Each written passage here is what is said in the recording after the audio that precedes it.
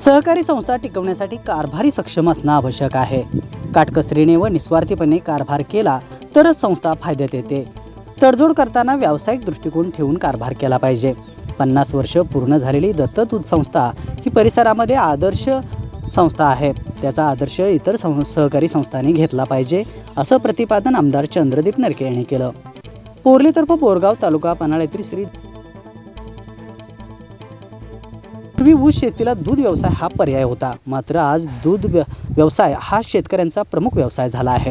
तर साखर कारखानदारीत कच्च्या मालाला तथा ऊसाला जास्त दर मिळतो, पण पक्क्या मालाला तथा साखरेला कमी दर मिळतो. ही विसंगती दूर करणं गरजेचं आहे. तसेच सौर ऊर्जेमुळे दिवसा शेतीला वीज उपलब्ध होत असल्याने शेतीला मोठा फायदा झाल्याचंही त्यांनी नमूद केलं. यावेळी गोकुळचे संचालक अजित नरके यांनी पन्हाळा तालुक्यात सहकाराची मजबूत परंपरा असून दूध उत्पादक सभासदांसाठी काम करण्याची संधी मिळाल्याचं त्यांनी सांगितलं.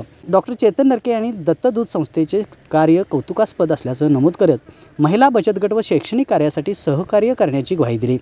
गोकुळचे संचालक अमर पाटील यांनी दुर्गम भागात सहकाराचा वटवृक्ष उभा राहिल्याचं सांगत म्हैशीच्या दुधाचे उत्पादन वाढवण्याचं आवाहन केलं. कार्यक्रमात कुंभी कासारे सहकारी साखर कारखान्याचे संचालक पी डी पाटील, पंचायत समिती सदस्य दत्तात्रय खोत, कुंभी बँकेचे संचालक प्रकाश काटकर, ॲडव्होकेट शाहू काटकर, सरपंच बाजीराव कांबळे, संस्थेचे chairman Mohan Katkar, vice chairman Sarjerao Katkar यांच्यासह संचालक मंडळ, सभासद व महिला वर्ग मोठ्या संख्येने उपस्थित होते. यावेळी सुवर्ण महोत्सवानिमित्त दूध उत्पादक सभासदांना भेटवस्तूचं वितरण करण्यात आलं. प्रास्ताविक युवराज काटकर यांनी केले. संस्थेचा आढावा संदीप काटकर यांनी मांडला. सूत्रसंचालन राजाराम काटकर यांनी केलं, तर आभार संदीप काटकर यांनी मानले.